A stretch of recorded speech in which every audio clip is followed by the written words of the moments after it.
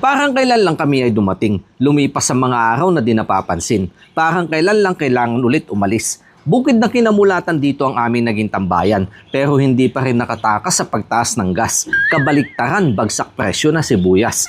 Sa mga lakad pumigil sa amin, kaya muli ka namin lilisanin. Mahal kita Pilipinas, pero mga nagpapalakad sa iyo patuloy na nagpapahirap sa amin.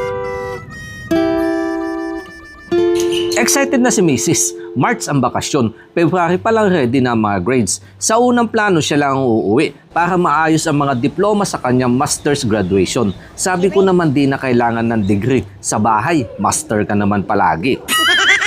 Ilang araw lang sana siya kaya sabi ko sayang ang pamasahe, ikaw na lang umuwi. Pero plano biglang nagbago na malamang nagbunga ulit ang pagkahilig ko sa bat and ball. Kaya nag-request siya ng extension sa kanyang bakasyon. Gabi na nang kami ay umalis at gabi na din nang kami ay makarating. Pero sulit ang pagod, happy ang mga baby kanayon. Good morning po mga kanayon.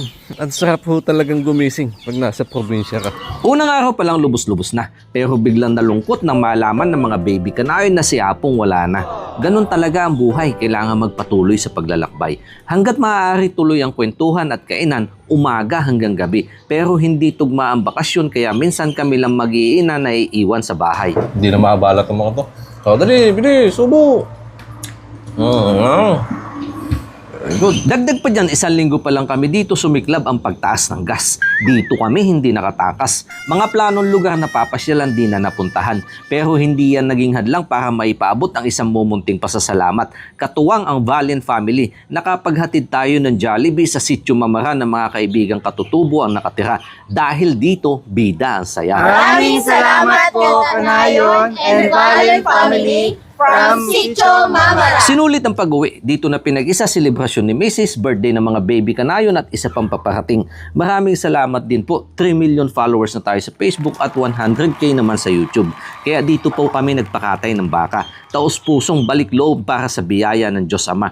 Tunay na pagpapala basta may pagtitiwala. Bayan ng Occidental Mindoro, kinamulatang probinsya. Ito ang nagbukas ng pintuan dahil aming mga magulang sa pagsasaka kumapit para kumita ng pera.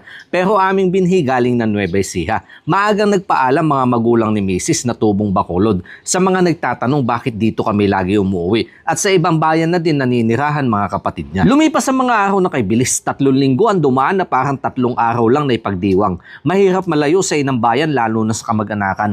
Pagtitiis na kailangan na sa ilang linggo nalasap at pinagbigkis. Ngulit pilit na pinaglalayo dahil pinagkait ng aking inang bayan ang buhay na ninanais. Ginising ng isang umaga pero hindi kape ang naghihintay kundi isang sasakyang nakaparada. Kurot sa dibdib ang nadarama habang tinatahak ang kalsada. Bakit kung anong saya ng pag-uwi sa ding hirap tanggapin na salitang pag-alis. Pero ganun talaga, mabigat na din sa pitaka, pamasahe sa barko, triple na. Balik eskwela kaya napagdesisyon ng sila ay mauna. Hindi pwedeng umabsent lalo na si ate dahil huling baitang sa elementarya. Habang kami nila tatay dadaan muna ng Nueva Ecija. Pero you need to pass Manila. E-bike ang ebidensya kahit sa mga bus sumisiksik bagong hari ng kalsada.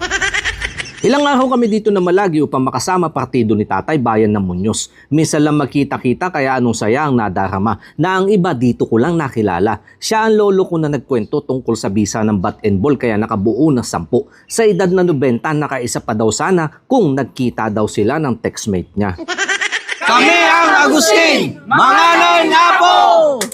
Sa isang kahilingan dumaan ng Pandibulacan, dito natagpuan ang isang kamag-anakan. Dekada lumipas, huling pagkikita di na matandaan. Naglaan na isang araw upang makasama sa mukbang. Nagpatuloy sa amin para malapit na din sa airport kinabukasan at tinapos ang araw sa isang mumunting salo-salo at makabuluhang kwentuhan. Bitbit ang mga gamit sa kayakap na mahigpit. Dala ang saya na sa pagkakataong itong magulang namin kasama na. Halos buong buhay ginugol sa pagsasaka. Kalyo sa kamay at paa nagpatong-patong upang buhay na hinangad nila para sa amin matamasa. Sa mga huling araw ng buhay nila, maipadama, binhi na kanilang itinanim malasap ang bunga. Magulang ating naging sandalan, kaya wag natin silang kalimutan. Hindi lang para suklian kundi ito din ay nasusulat sa banal na kasulatan.